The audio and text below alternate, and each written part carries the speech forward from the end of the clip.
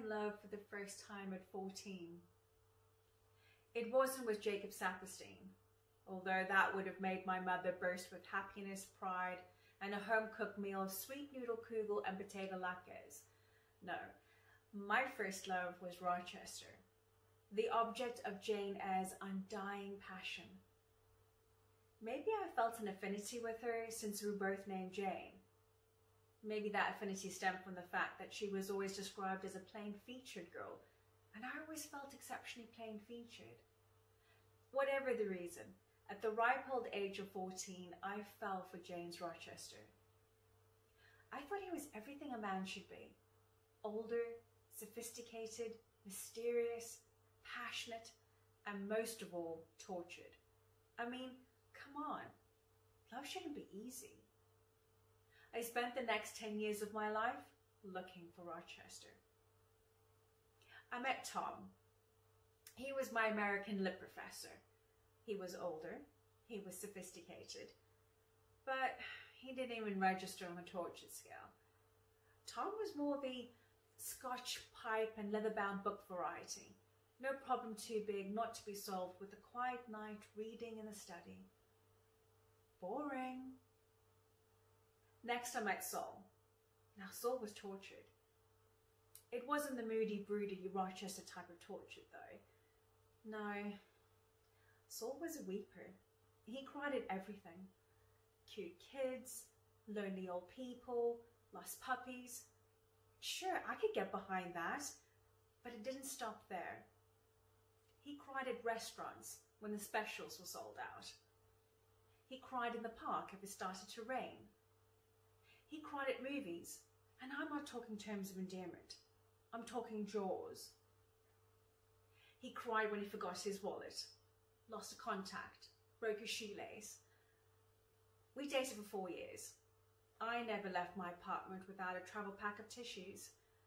Finally, I couldn't take it anymore. I broke up with him.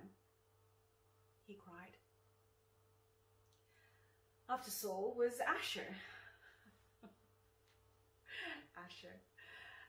Older, check. Sophisticated, check. Mysterious, check. Passionate, check, check, check. Asher was hitting on all 4 cylinders. We were together for 6 months and 2 days.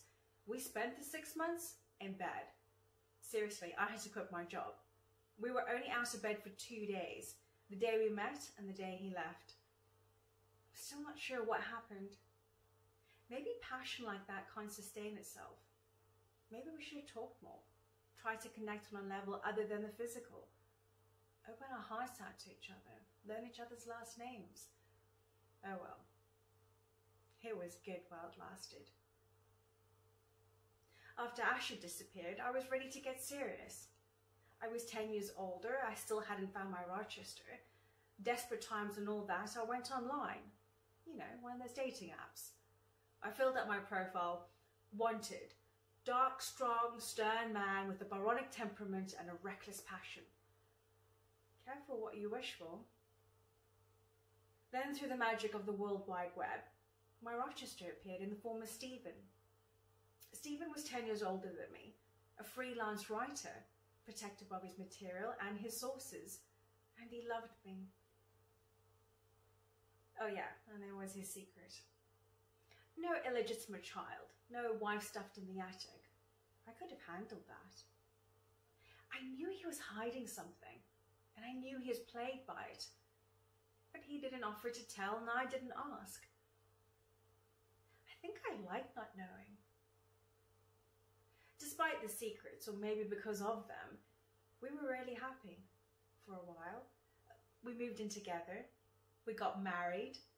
Stephen got an assignment in Northern England, so we decided to take a honeymoon. It was perfect. I could see my Rochester in his natural habitat.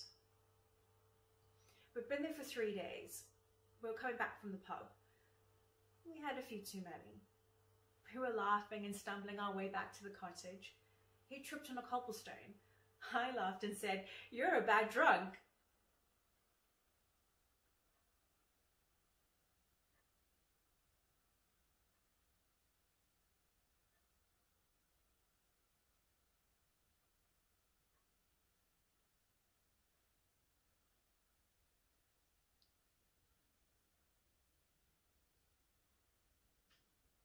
They said I died. That for 7 whole minutes I was dead.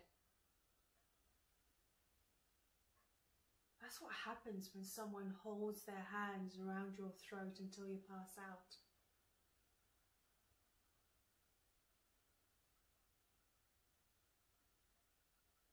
The divorce went through uncontested. We never saw each other again. I stopped looking for Rochester. I started coming to the club. When Carla suggested Jane Eyre, my breath caught in my throat. But then I exhaled.